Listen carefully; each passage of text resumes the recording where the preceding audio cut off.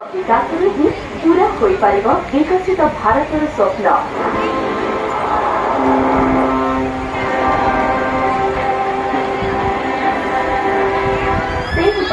माननीय प्रधानमंत्री श्रीयुक्त नरेंद्र मोदी विशेष परिकल्पना धरती आबा जनजातीय ग्राम उत्कर्ष अभियान। जनजाति धरती आबा भगवान बिरसा मुंडा 150तम जयंती उपलक्षे पालन करा जनजातीय गौरव वर्ष अवसर में वरिष्ठ जनजाति विकास अभियान शुभारंभ करते माननीय प्रधानमंत्री। धरती आबा बिरसा मुंडा के इस भव्य स्मरण के बीच आज 1,500 करोड़ रुपए से अधिक की परियोजनाओं का शिलान्यास और लोकार्पण हुआ है।